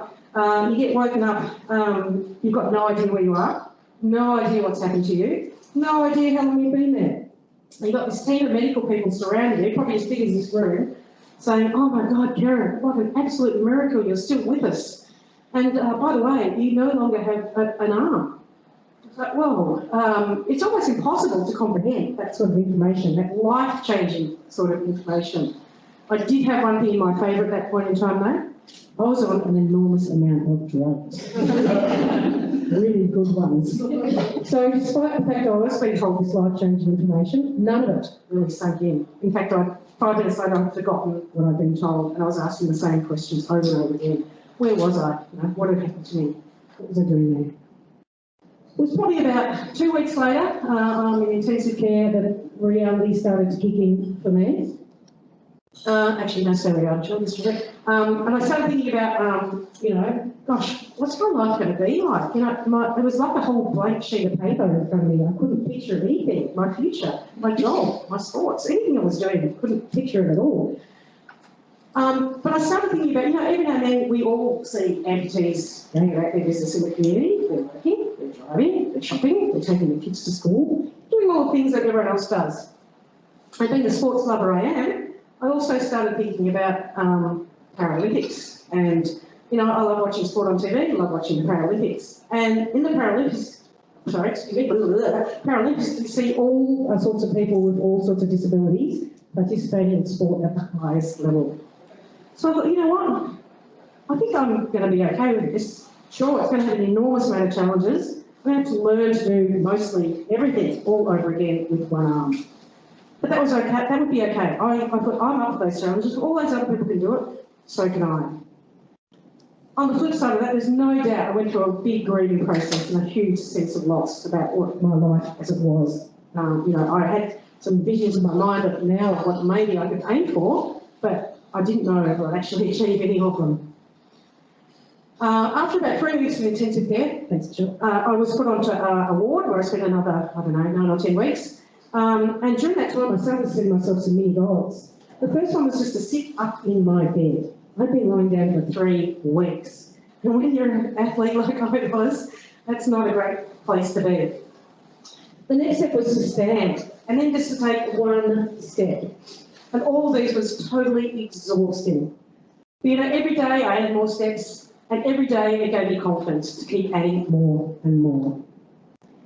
I had a lot of ups and downs when I was on the ward, heaps of infections and grafts that needed to got infected and had to be regrafted, so it was a constant up and down battle. But finally, after 3 months and 11 surgeries, I got out of Royal Adelaide Hospital and came back home to Melbourne, and then commenced a great period of rehabilitation. So I want to talk to you about now. Some stories here. Okay, so I get home to Melbourne and I become an outpatient at Caulfield Rehab. And the first day they sit me down and they say, okay, Karen, what do you want to learn to do? What are the things you want to relearn to do first? What are your goals? So I came up with 3 main ones to start with. The first one was just daily living. Daily living. I needed to learn how to dress myself, how to shower, how to eat, just how to clean my teeth. Just things we don't even give a second thought to. I had to relearn how to do them all one-handed. So I spent a long time, months, with occupational therapists, just learning things and working out how to, ways and means of getting around things. And coming home with some modified equipment to help me, especially things like in the kitchen, chopping up food, unscrewing a lid of a jar, stuff like that I needed some assistance with. So I worked our way through a lot of that over a long period of time. The second goal for me was that I wanted to be able to drive again. Driving meant independence. At that stage, I was relying on people to take me everywhere, 24/7. So I wanted to be able to drive. Much to my horror, I had to sit my licence again. This is after 30 years of driving. So what the hell? Because I had to prove that I could drive a modified car. So I had a lesson at rehab and then a 15-minute rest, and off I went in my car doing my licence in this modified car. The only modifications was a spinner knob on the steering wheel and then an indicator lever which was attached to the indicator lever, so it on the left-hand side, so I could do both at the same time. Fortunately, I passed. But then I had to get the car because my car was a manual and that was going to do me no good at all anymore. So I had to get rid of that and start all over again. So I got a car which had a lot of automated things on it already, and just had to get the modifications put on, which wasn't that expensive, and away I went. I had my independence back, and that was a huge step forward for me. And the third goal, and the one I want to spend a bit of time on, is that I wanted to get fit, and I wanted to see if I could go back to doing the sports that I loved again. That meant relearning to run, relearning to ride a bike, and relearning to swim. So I want to share some stories with you about those things now. So running for me was seemed to be the easiest thing to start with. So this time I'm still at rehab. I'm working with a physio. Her name's Lizzie, great young lady. The first day I met her, she said to me, right, Karen, as of today, you are back in training. Training. Oh my God, she said training. Like my eyes just lit up because that's what I used to do. And that was the best word she could have used. So that very day we went out onto the lawn at rehab and I did my first 30-second jog. I wouldn't even really call it a jog, I don't know what it was, but I couldn't coordinate my arm with my legs, and I was all over the shop, and my balance was shot because my centre of gravity was different, so my balance was terrible. But I did that 30 seconds and I finished with a big cheesy grin on my face because I was now back in training. From there, Lizzie set me up on a run-walk program, so we went for 30 minutes. So every week I'd increase the running, decrease the walking. At the end of about 8 weeks, I ran for 30 minutes non-stop. But I like to do events, as I said earlier. I wanted to do a fun run. So in October 2013, just 9 months post my amputation, I entered and ran a 10-kilometre fun run. Sounds impressive. It was bloody hard. It hurt like hell. It was ugly and probably a personal worst time by a long, long way. But you know what? I ran every step of that fun run. And the best part about it was I invited my family and all my friends and my network down to join me to either run or support from the sidelines. Over 70 people turned up. And it was a huge milestone for me, and we really celebrated it. Then I had to learn to swim, and now your eyes will light up. Learning to swim. So I'm still working with a physio at this point. Physio. Not a swim teacher. So we're at the rehab pool, working with Lizzie there, and we're going, okay, how are we going to do this? When I used to swim, I used to be a swim bilateral breather. 3 strokes breathe, 3 strokes breathe. Worked really well for me.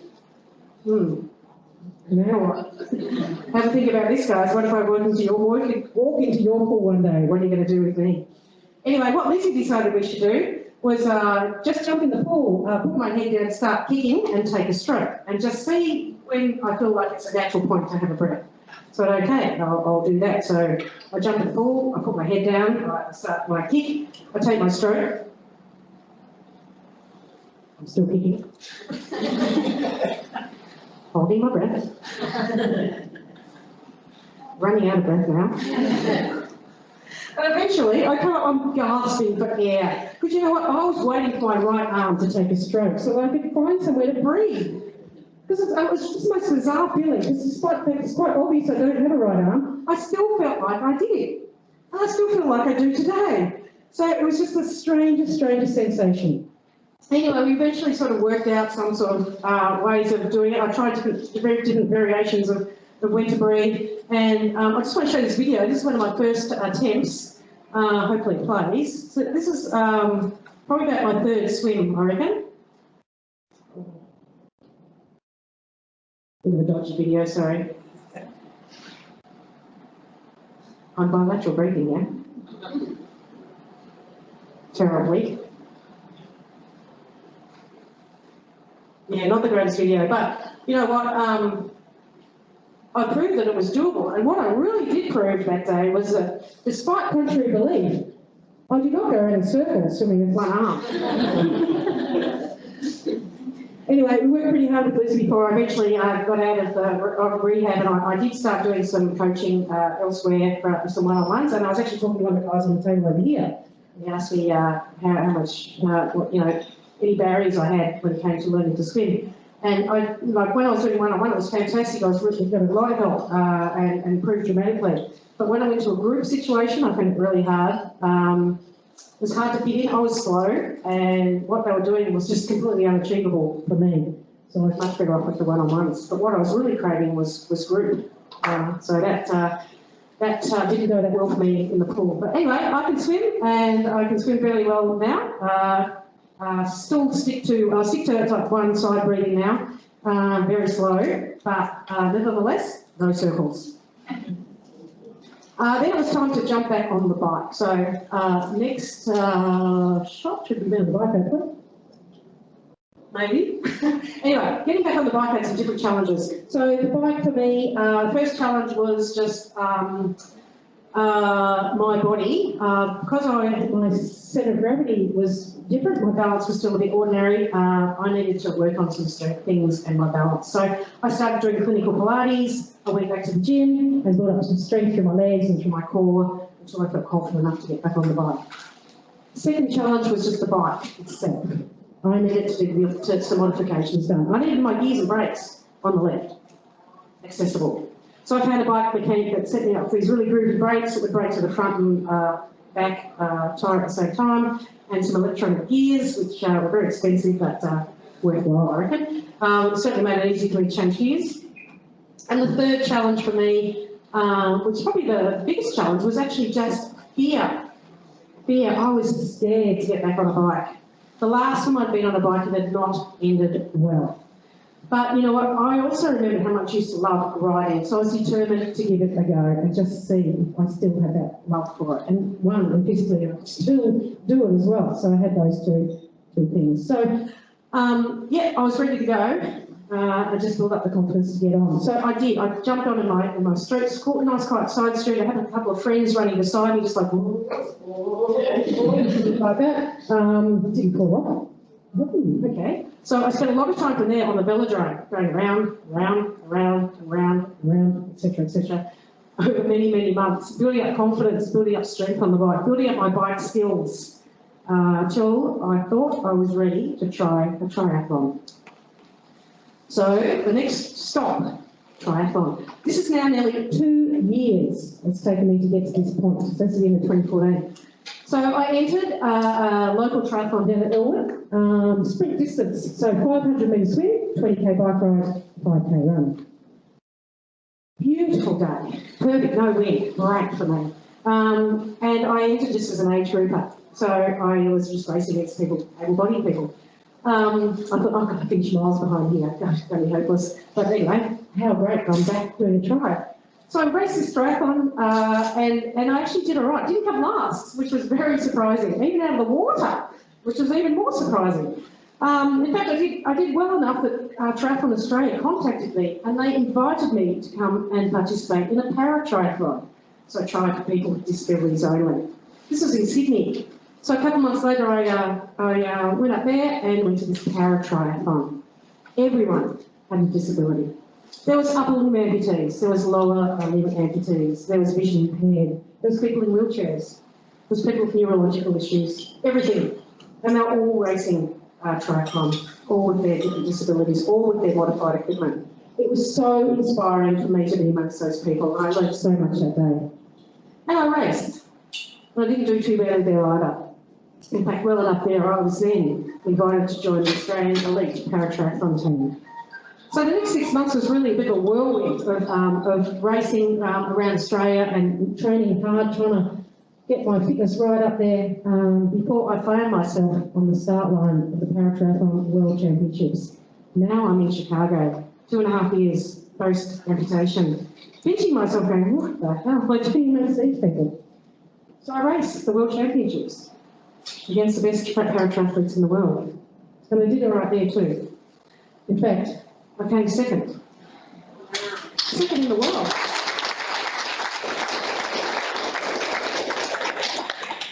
I love saying that, second in the world.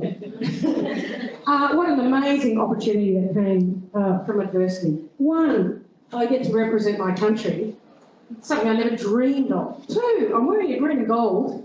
And three, I get taken halfway around the world to race, costing me nothing. And then I finish on the podium and come away with a silver medal. It was just one of the highlights of my life that day. Seriously, doesn't get any better. That was just the most amazing experience. As from after that, I ended up going on to race in 3 World Championships over the next few years. The next year was in Rotterdam in the Netherlands, where I picked up a bronze. And then the one after that was up on the Gold Coast here, and I picked up a 4th. But then I had this nagging sort of thing going in my head, going, what if I can do another Ironman with one arm? It's a long way. I thought, well, let's see. So I entered Busselton Ironman in Western Australia. This is the end of 2018 now. Spent 6 months working my backside off, getting ready to do endurance again. And I went over to Busselton and participated in the Ironman. I've got a little video here of me in the water. It's only short, hopefully it plays this one. This is from the pier. Has anyone been to Busselton? One person. Yeah, 2 people. You know the pier. So I'm swimming under the pier, coming out the other side. And it's a pity because my swimming is a lot better than what it was in the previous video. A bit dodgy. Yeah, shame. Doesn't quite play properly. That's all right. Anyway, you get the idea. It was a beautiful, beautiful day, so very fortunate. You know, I went over there and did the half Ironman in preparation the year before, and I got pulled out because there was 5 sharks in the water. This year, no sharks. Anyway, we did Bustleton Ironman, and we finished Bustleton Ironman in a time of 13 hours and 49 minutes, which is just...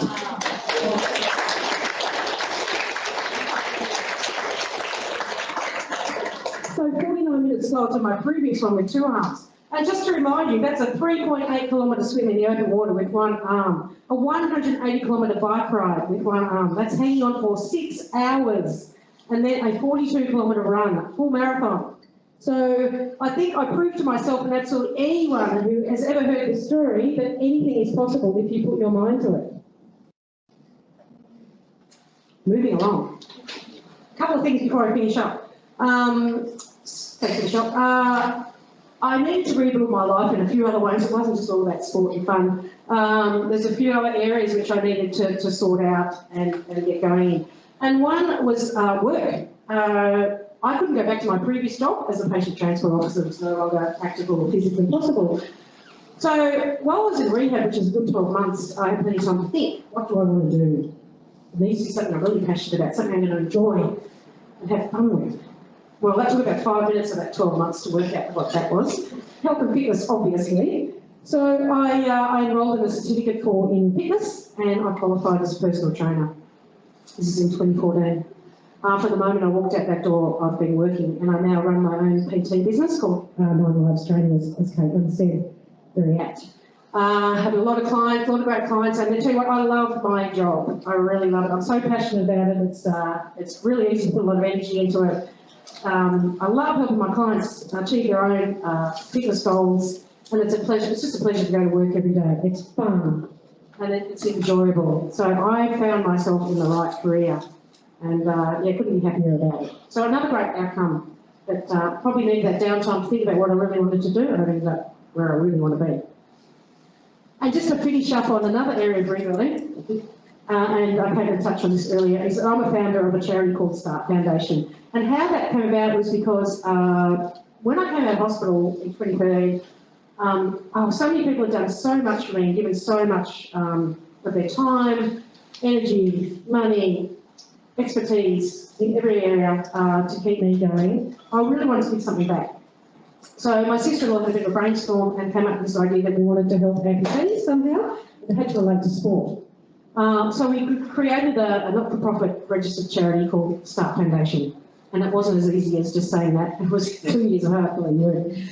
Anyway, we created this charity, and our mission is to empower amputees in life through sport. So what we do is we provide financial grants to amputees, which they then go and use the money to purchase, say, a prosthetic limb, i.e., say, a running blade, or some sort of sporting equipment modification, i.e., my bike, in order for them to participate in their chosen sport and achieve their sporting dreams and reap all the benefits of participating in sport as I have, that being in your community again. All the emotional, mental and physical well-being that comes from being in the sporting community.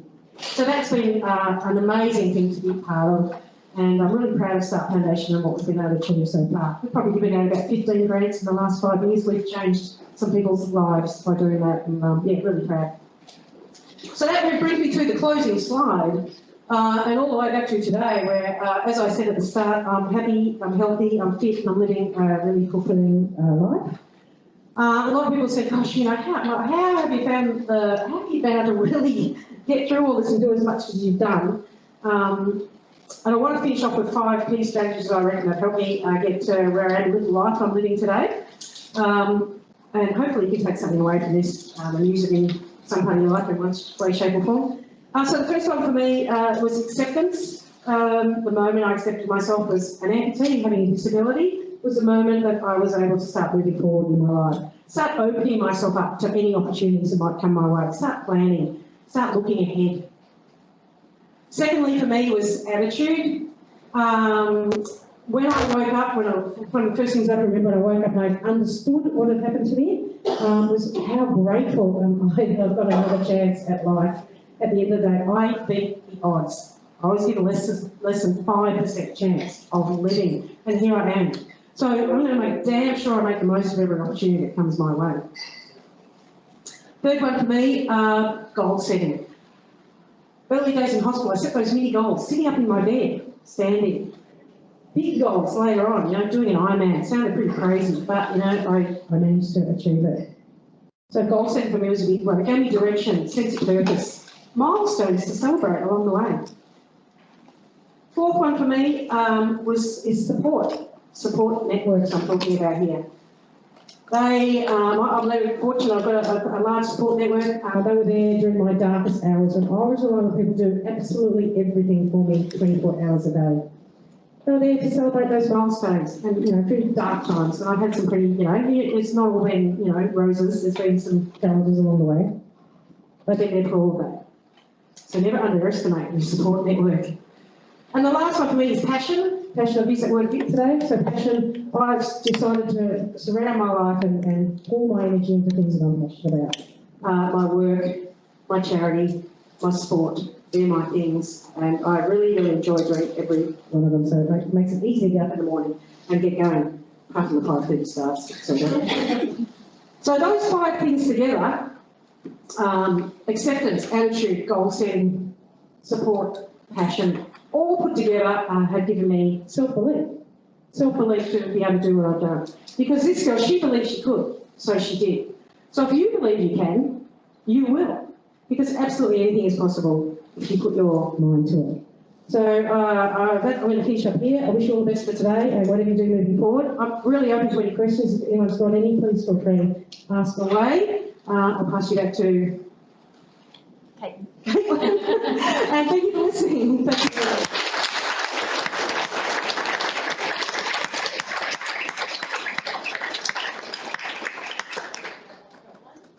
Firstly, thank you very much, Karen. Again, give her another round of applause. I think on behalf of all of us here, I'd like to say thank you very much for sharing your story and sharing your inspiration and everything that you do, including your charity work, which, like you said, has changed people's lives. And I'm sure that there might be even some people in here who can now use your charity and look into your charity and understand how we can further change our students' lives as well. And I think especially your last phrase there, she believed she could, so she did.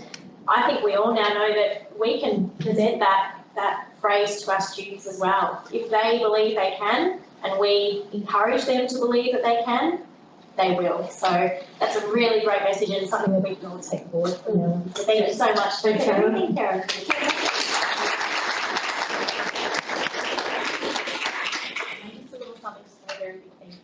Oh, thank you. Thank you very much. Thanks, guys. Sorry, were there any questions in the room now that I've closed that off? I just want to say lots of comments online saying very inspiring things. Oh, it's people online. Yes. We ain't hold the camera at you, don't worry. No, fantastic. Thank you so much, Karen, and everyone again, give you for another round of applause.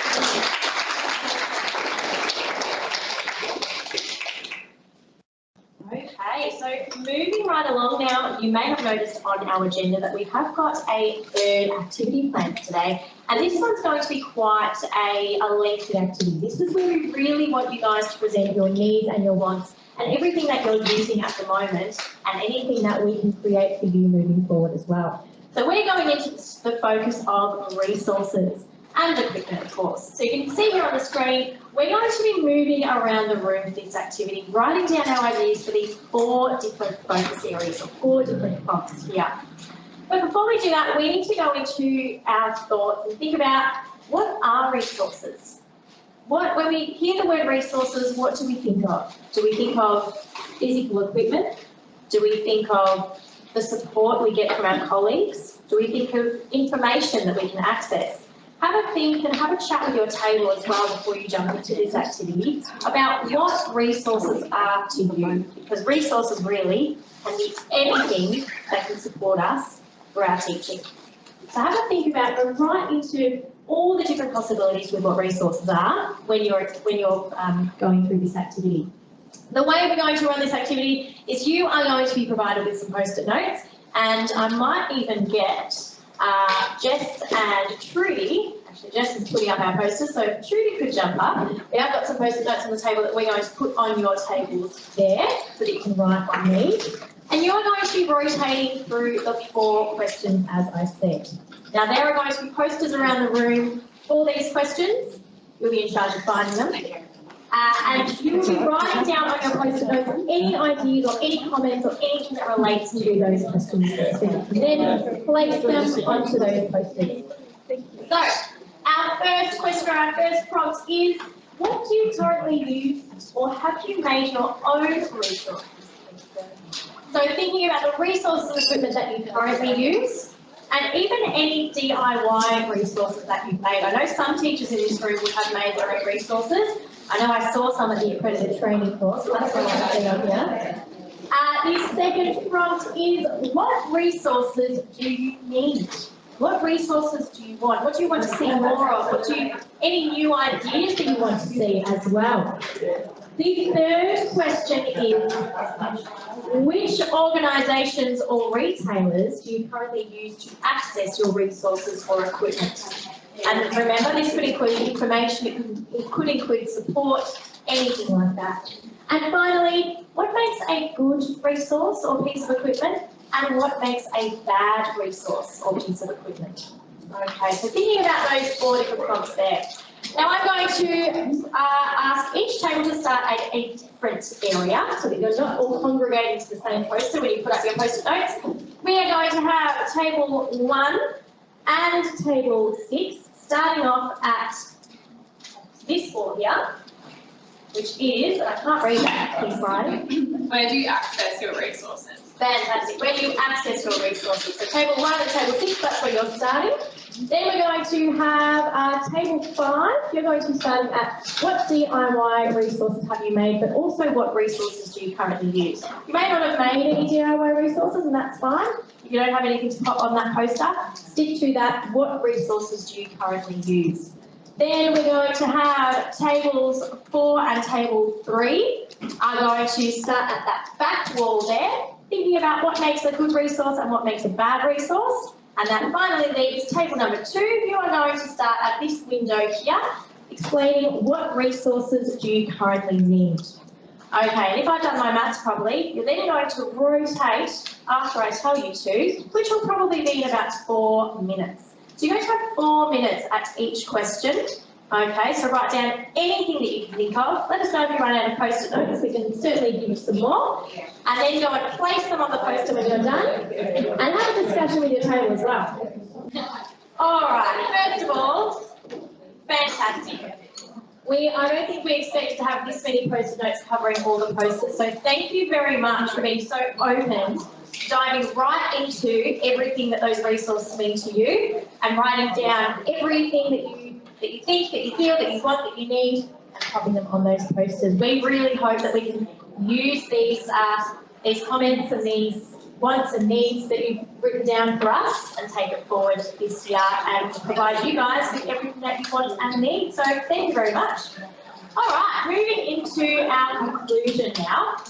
Just a little reminder about our toolkit, showing what it is as well. We're going to keep that slide on the screen just for a couple of moments so that you can take a photo of that, and you've got the link there as well. You will notice that in your little show bag kits, you do have a little flyer that has the Toolkit website on there as well. So do not fret if you use this slide. You will have access to some of the things that are in the show bag for you all. Moving on to the next one. We would like to remind you all as well that LSV do provide some programs that may be beneficial to you as well. I'm not going to stand up here and try to sell you those programs, but I do want to take this opportunity to show you what is available and show you what you may wish to spend your funding on. We have 2 programs that may be very, very beneficial to you all. Some of you may have heard of them before. We have our OWL program, which is our Open Water Learning Experience program. This can be conducted at a beach, an inland waterway, and even at a pool as well. It is conducted by trained LSV lifeguards or lifesavers, trained, I hope that's correct, now that I've said that, but our trainers and our program operators provide that for you. So it is an excursion for your students.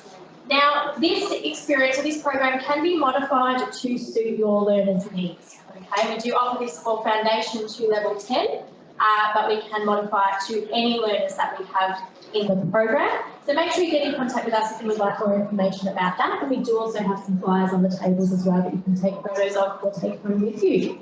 Our other program that we offer at Lifesaving Victoria is the Sink or Swim program. This is an incursion program, so LSV lifeguards come to you and train or teach your students all about how to be safe around water. It's a really fantastic interactive activities. So it's not just the kids sit at the front of the room and listen. The activities are fantastic and interactive. It gets the kids up and moving and really learning in that kinesthetic way as well. So just to give you that insight, you may, and that again can be modified to suit your learners too. A question over here from Liz. I've got a question. Also, if you want to do things like living board activities and open water activities within your pools, we can do a professional development session to upskill you so that you can run those sessions within your pool with your students. So that's also available. Absolutely, a fantastic opportunity there. Finally, before we get into a few things as well, before anyone escapes from the room to go and grab lunch, we do have a Slido survey that we do request that you complete today before you do head home and forget all about this presentation. So we have got the QR code there. We also have the code that you need to enter into on slido.com. If the QR code is not working for whatever reason, that is fine. You can just jump straight onto your web browser and type in www.slido.com. It should be the first available quiz there or survey there, and I can see a few people have already jumped in, which is fantastic. Should only take you a maximum of 5 minutes to complete, and we will continue through the rest of the presentation while you do that as well. Now, as I said earlier today in the presentation, the reason we are collecting this data and the reason we request you to complete this survey is so that we can make sure that these PD workshops and sessions that we provide for you are consistently valuable to you and what you want.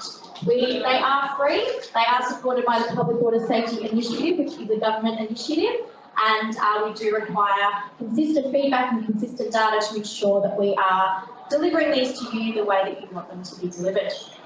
Okay, so we'll bring that back up at the end of the day as well as you go out to lunch. So in case you miss the website or the code, you can jump back on and grab that. Another great initiative that LSV have just developed that you may have heard of is our Renew in June initiative. This means that for the entire month of June, you can renew your swim teacher licence for free. Absolutely fantastic opportunity.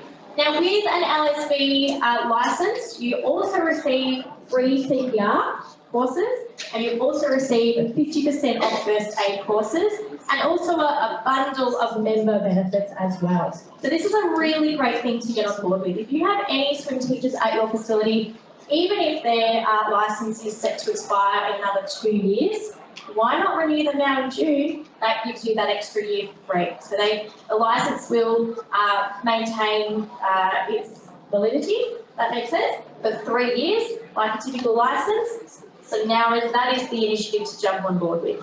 Absolutely. And we will have more information on our website. We do have, we're very excited to announce that we will be having term-free accredited training. We have a number of teachers in the room who did participate in our term 2 accredited training, which was only 2 or 3 weeks ago now. And I'm hoping, by the looks on their faces and the nods on their heads, it was a great couple of days. This is targeted towards specialist teachers and teachers working at SDS schools as well, and also support staff. Now, this allows you to gain qualifications to teach swimming and water safety to students with a disability. It is the blended swim teacher course as well as the additional course, which is teaching swimming and water safety to people with disabilities. So it does give you that additional qualification to be able to teach swimming and water safety to students with disabilities. And even better, because it does fall under our Public Water Safety Initiative as well, we are providing it for free. Now, I will repeat as well, this is for specialist schools and SDS schools, their teachers and their support staff. So if you know of anybody who would benefit from getting this qualification or who may wish to join in with our accredited training course, please ask them to get in touch with us and we can ensure that they are on the list to experience that training. Okay, finally, I would like to say a few thank yous. Firstly, I would like to say a big thank you to all of you. And I haven't forgotten about you guys at home. A big thank you to all of you as well for making the effort and taking the time to come out today. This isn't your typical PD workshop. Okay, this had a lot to do with you guys providing your ideas and concerns and comments and all of those sorts of things. So we do really appreciate you taking the time and being honest and open with those thoughts as well. A couple of particular people in the room that I would like to say a very big thank you to for coming. We do have Liz White, who's joined us from the Department of Education and Training today, so I would like to say a very big thank you to Liz for joining us here today and taking on board everyone's comments as well. And also we have Aidan Shaw, who is joining us as a representative from Disability Sport and Recreation Victoria, Australia-wide? No, Victoria. Just Disability Sport and Recreation. So thank you again, Aidan, for joining us, and I know that you've been able to listen to everybody's comments as well and take these in. So these two may be hanging about at lunchtime if you do want to approach them and ask them any questions, or maybe grab contact details as well. But I know that Disability Sport and Rec is a fantastic organisation. It's filled with resources as well, and you do have a flyer in your pack that provides you with a bit more information about the work that they do and the support that they can offer you. So finally, a big thank you for attending and also for your continuous dedication to swimming and water safety education. It doesn't happen without you guys. You guys are the ones in the water, in the classroom, teaching our kids and really making a difference. So finally, we have got our contact details on the screen as well. Thank you to everyone from LSV who joined us today for all your help. And enjoy lunch, everyone. Fantastic.